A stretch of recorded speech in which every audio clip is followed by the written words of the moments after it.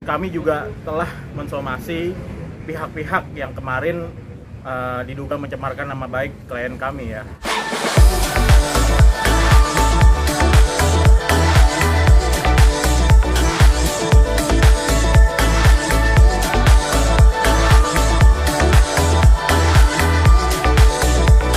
Jangan lupa subscribe dan nyalakan loncengnya. Ya, Maci, sedikit dong update terkait yang kata kasusnya Medinazen. Sekarang ini udah sejauh mana sih? Ya, kemarin kita sudah mulai menampung banyak pengaduan-pengaduan yang diduga dirugikan oleh klien saya. Tentunya banyak pengaduan-pengaduan tersebut ya kami tampung, tapi harus dengan adanya pembuktian yang jelas seperti itu. Dan kami juga telah mensomasi pihak-pihak yang kemarin diduga mencemarkan nama baik klien kami ya, seperti saudari U, saudari S, dan saudari M. Itu sudah kami berikan somasi dan kami sudah memberikan langsung dan mengkomunikasikan langsung kepada pihak kuasa hukumnya juga, dan orang tersebut juga via telepon ya, seperti itu. Ya, selalu berkomunikasi, tapi tentunya harus diverifikasi juga pembuktiannya. Jangan serta-merta menuduh saudari Medina ini sebagai penipu, penghutang, padahal saudari Medina sendiri kan tidak pernah berhutang juga kepada para pihak itu. Cuman dia hanya istilahnya itu merefund, membalikan dana. Itu juga ditentukan juga dengan pembuktian yang cukup. Tidak boleh serta-merta langsung menjudge saudari Medina ini sebagai penjual tas KW seperti itu. Itu kan harus ada pembuktian dan harus diverifikasi langsung sama pemegang mereknya, license-nya, dan itu merek-merek tersebut kan ada di luar negeri. Dan apabila ada disertakan pembuktian cukup dan terverifikasi dan dengan surat keterangan oleh pihak-pihak brand yang resmi, tentunya klien kami akan merefund gitu. Tapi banyak yang tidak mempunyai pembuktian saat tim kuasa hukum memverifikasi. Ada buktinya nggak kok minta refund, sedangkan klien saya juga tidak menjanjikan gitu. Juga sedang mensomasi seller-seller yang memberikan barang ke Medina yang diduga tidak otentik ya. Jadi Medina sendiri di sini bisa ditanda kutip sebagai korban, dan dia tidak ada unsur kesengajaan. Dalam teori hukum kesengajaan kan harus adanya kehendak dan mengetahui.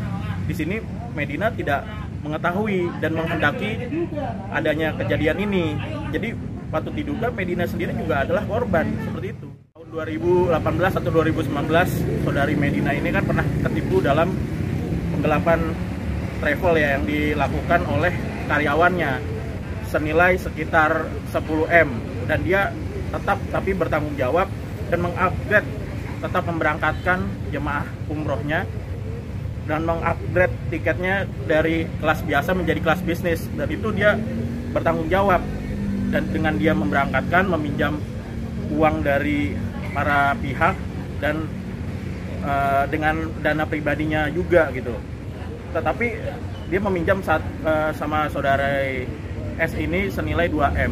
Tapi dengan adanya pemberitaan ini, dan saya rasa ada yang memanas-manasi, akhirnya yang hutang dari 2M jadi sekitar 70 juta, itu dia langsung pada panik dan seolah Medina tidak ingin menyelesaikan kewajibannya, padahal sudah ada perjanjiannya, sudah ada hitam di atas putih dan termin cicilannya. Jadi saya rasa ada pihak-pihak yang ingin menjelekkan dan mencemarkan nama baik saudari Medina. Dan karena pemberitaan masif ini seolah-olah dia dirugikan, dan Medina itu kan kalau ingin merefund atau membalikan dana itu juga dengan pembuktian cukup, bukan secara subjektif menilai bahwa tas ini KW sendiri atau tidak otentik, tapi tidak ada pembuktiannya. Kalau dengan ada pembuktiannya, bukan secara subjektivitas menilai sendiri atau kata orang yang tidak terverifikasi, ya tentunya saudari Medina tidak akan mau merefund, atau dari kuasa hukum juga tidak akan memberikan arahan untuk mengganti kerugian. Sedangkan itu kan jual beli sudah terjadi sesuai 1457 KUHP mengenai jual beli ya, di mana suatu perjanjian di mana pihak yang satu telah menyerahkan barang dan pihak lainnya telah memberikan sejumlah pembayaran yang telah terikat sebagai perjanjian. Itu kan sudah resmi, dan apabila dituangkan itu juga sudah sesuai dengan pasal 1320 KUA Prasarana Perjanjian, sepakat antara dua belah pihak, cakap untuk membuat perjanjian oleh suatu hal tertentu, suatu kausa yang halal.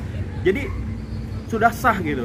Jadi tidak ada tipu menipu, utang piutang. Harus hati-hati, jangan mencemarkan nama baik saudari Medina tapi tidak tahu konsekuensi hukumnya.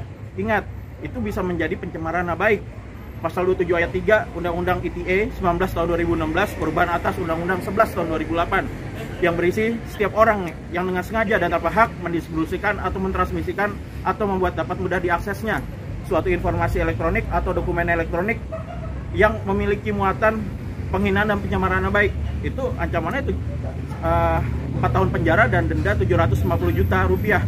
Jadi hati-hati dalam memposting atau mencemarkan nama baik seseorang, bisa jadi malah akan berkonsekuensi hukum kepada orang tersebut, seperti itu. Jangan lupa subscribe dan nyalakan lonceng.